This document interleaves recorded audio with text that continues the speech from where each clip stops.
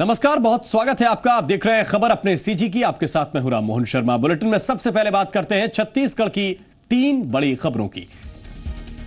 पहली बड़ी खबर, रायपुर में आयोजित स्वास्थ्य शिविर का नाम गोल्डन बुक ऑफ रिकॉर्ड्स में दर्ज हो गया। 7 दिनों के इस शिविर में 40,000 से ज्यादा मरीजों की जांच करके उनका इलाज किया गया और मुफ्त में दवाइयां भी बांटी गई। दूसरी बड़ी खबर गरियाबंद से है। गरियाबंद में शराब की भट्टी हटाने की मांग को लेकर धरने पर बैठे 15 ग्रामीणों को आज पुलिस ने गिरफ्तार कर लिया। दरअसल पांडुका इलाके से शराब की भट्टी हटाने की मांग को लेकर करीब 25 गांव के लोग बारी बारी से 13 दिन से धरना दे रहे हैं। धरना स्थल पर आज अचानक भारी संख्या में पुलिस बल पहुंचा और ग्रामीणों को गिरफ्तार कर लिया। तीसरी खबर, बालोद के जिला पंचायत भवन में तंबाकू गुटखा खाकर आकर थूकने वालों की अब खैर नहीं है। यहां की गुटखा तंबाकू खाकर पंचायत भवन में आने पर अब जुर्माना लगाया जाएगा। ऐसा करने पर 1,000 रुपए का जुर्माना भी लगेगा। स्वच्छता अभियान को लेकर यह निर्देश जारी किया गया है।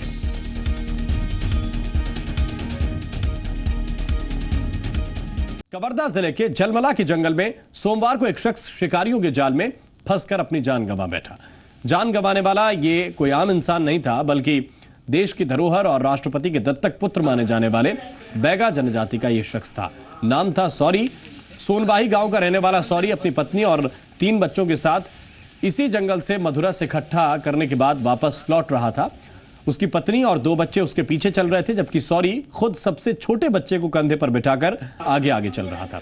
तभी सौरी शिकारियों के लगाए गए बिजली के तार की चपेट में आ गया। इस करंट की जद में आकर सौरी बुरी तरह से झुलस गया था, जबकि कंधे पर बैठा मासूम बच्चा भी घायल हुआ था। सौरी की मौके पर ही मौत हो गई थी।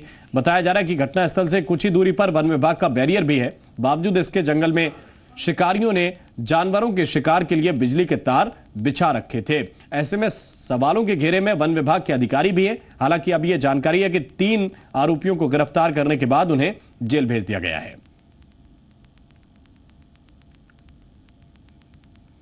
और जी मध्य प्रदेश छत्तीसगढ़ ने यह मुहिम उठाई है कि बैगा आदिवासी सौरी को इंसाफ दिलाना है। जंगलों में शिकारियों का राज खत्म कराना है। देश की सांस्कृतिक धरोहर बैगा को बचाना है। सवाल यही है कि आखिर वन विभाग की नाक के नीचे बार बार शिकारी जंगल में बिजली के तार, करंट के तार आखिर कैसे लगा देते हैं? और क्या सिर्फ ये सौरी नाम का एक बैगा आदिवासी था जो इनकी चपेट में आया? कई जंगली जानवर चपेट में आते हैं, कई बार लोग इसकी चपेट में आते हैं। वन विभाग आखिर क्यों आंखें मूंद कर बैठा रहता है?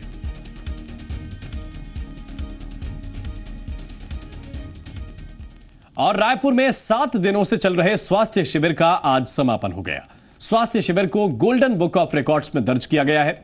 स्वास्थ्य शिविर में 40,000 से ज्यादा मरीजों का इलाज किया गया है और मुफ्त में दवाइयां भी बांटी गई हैं। इस शिविर के दौरान 7,900 से ज्यादा मरीजों की आंखों की जांच के बाद मुफ्त में चश्मे भी बांटे गए हैं। शिविर के समापन समारोह में शामिल होने पहुंचे मुख्यमंत्री रमन सिंह ने शिविर में दी गई सुविधाओं की तारीफ करते हुए कहा कि दूसरे राज्यों में ऐसे शिविर की कल्पना करना भी मुश्किल है। उन्होंने कहा कि शिविर के दौरान सभी बीमारियों का न केवल इलाज किया गया, बल्कि मुफ्त ऑपरेशन भी किए गए हैं। वहीं स्वास्थ्य शिविर के समिति के संयोजक राजेश मूणत ने कहा कि 12 जनवरी को मेगा हेल्थ कैंप का आयोजन किया जाएगा।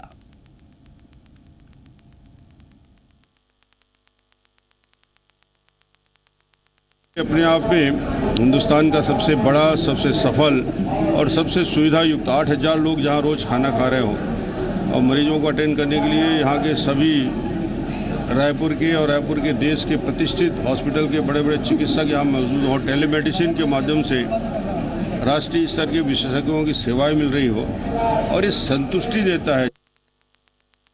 लगभग 40,000 के बीच लगभग मरीज यहाँ पर आए हैं। उनको हमने पूरी कोशिश की। फर्स्ट स्टेज में उनका परीक्षण किया। परीक्षण के उपरांत उनमें जो चीज़ की कुछ कमी पाई तो सुपर स्पेशलिस्ट अस्पताल के हमारे जो डॉक्टर्स आए थे बाहर से लगभग 31 डॉक्टर, उनको चेकअप भी कराया। कुछ संजीवनी स्तर के 200 केस भी हम लोगों ने बनाए हैं जो राज्य सरकारी अन्य संस्थाओं के सहयोग से हम उसके ऊपर काम कर रहे हैं। हम लोग आने वाले जनवरी के अंदर 12 जनवरी स्वामी विवेकानंद जयंती के अवसर पर अगला शिविर हम लोग वापस यहाँ पर लगाएंगे।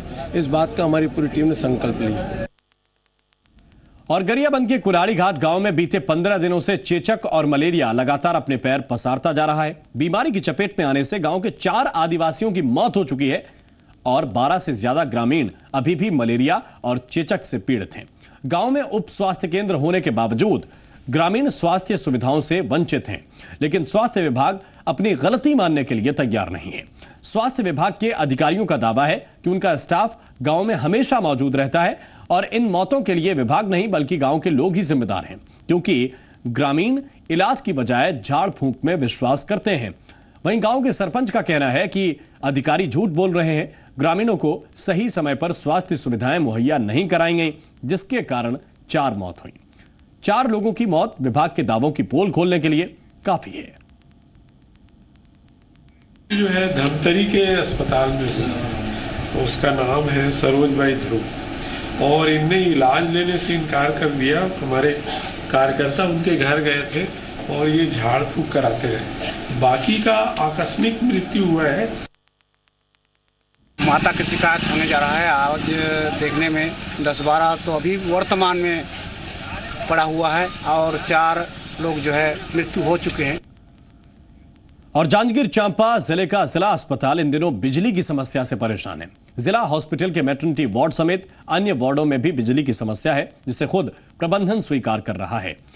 इसके लिए उन्होंने हर स्तर पर चिट्ठी भी भेजी है, लेकिन अब तक इस समस्या का समाधान नहीं हो पाया है। आपको बता दें कि जिले की 16 लाख की आबादी इसी जिला अस्पताल पर आश्रित है। बावजूद इसके अस्पताल के रखरखाव को लेकर प्रशासन और स्वास्थ्य महकमा संजीदा नजर नहीं आ रहा है। संसाधनों की कमी तो किसी से छिपी नहीं है। अब इस अस्पताल पर बिजली की भी मार पड़ने लगी है। वहीं अस्पताल प्रबंधन प्रशासन तक अपनी परेशानी पहुंचाने की बात कह रहा है।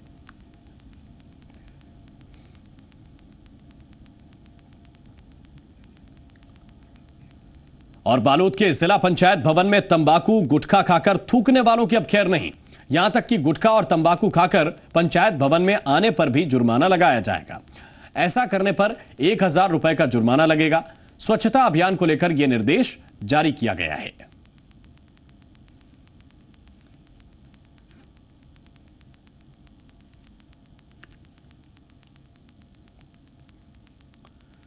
और गरियाबंद में शराब की भट्टी हटाने की मांग को लेकर धरने पर बैठे 15 ग्रामीणों को आज पुलिस ने गिरफ्तार कर लिया। दरअसल पांडुका इलाके से शराब की भट्टी हटाने की मांग को लेकर करीब 25 गांव के लोग बारी बारी से 13 दिन से धरने पर थे। धरना स्थल पर आज अचानक भारी संख्या में पुलिस बल पहुंचा और 15 ग्रामीणों को गिरफ्तार कर लिया। लोगों का आरोप है कि ये लोग तो शांतिपूर्ण तरीके से धरना दे रहे थे और पुलिस ने इन लोगों को जबरन गिरफ्तार किया है।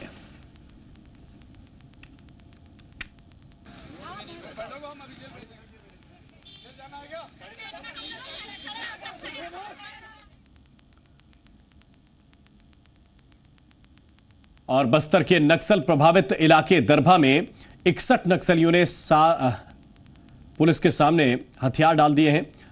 कमिश्नर, आईजी, कलेक्टर और एसपी के सामने इन सभी नक्सलियों ने सरेंडर कर दिया। इनमें से एक महिला नक्सली फूलो नक्सली गणेश उइके की सप्लाई टीम की सदस्य रही है। महिला नक्सली पर हथियार सप्लाई करने का आरोप है। पुलिस ने इन पर 3 लाख रुपए का इनाम रखा था। इसके अलावा बाल संघम के 4 सदस्यों के नाम भी सरेंडर करने वालों में शामिल हैं। पुलिस के मुताबिक कटे कल्याण एरिया कमेटी के सदस्यों ने पहली बार सरेंडर किया है। अब तक बस्तर जिले में कुल 247 नक्सली सरेंडर कर चुके हैं।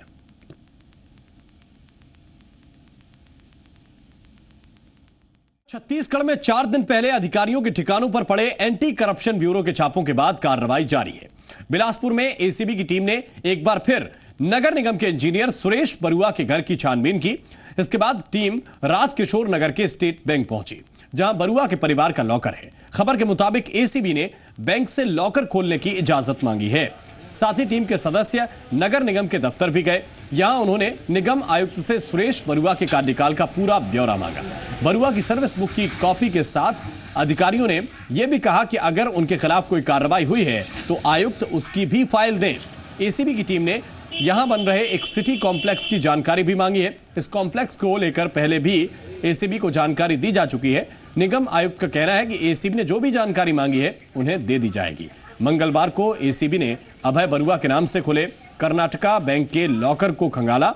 खबर के मुताबिक इस लॉकर से काफी जेवरात मिले हैं और जो जेवरात मिले हैं वो नकली हैं।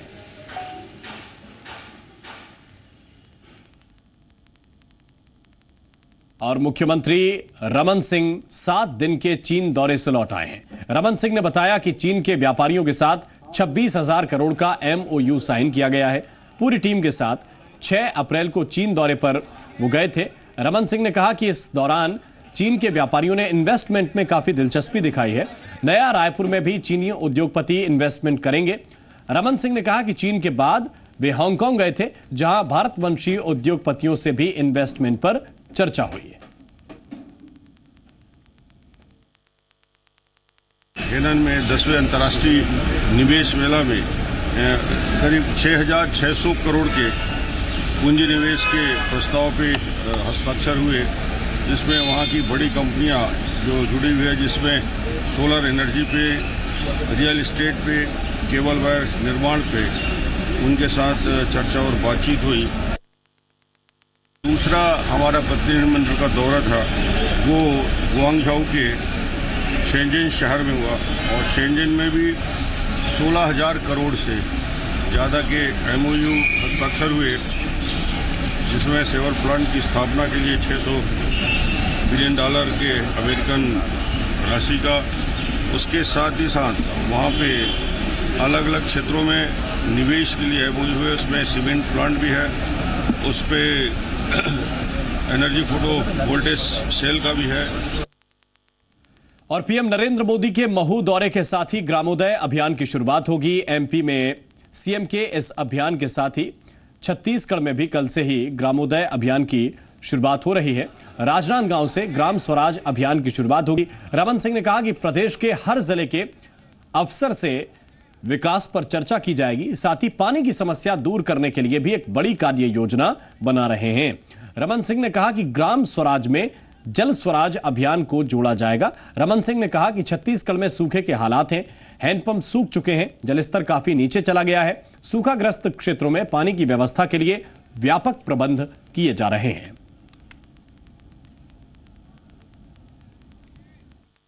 हमारा अभियान जारी हो जाएगा। हम तो अभी 14 तारीख से 24 तारीख का नरेंद्र मोदी जी का जो अभियान चल रहा है ग्राम स्वराज का, उसमें हम अंबेडकर जयंती के दिन हम शुरू करेंगे। राजनांदगांव से इसकी शुरुआत करेंगे।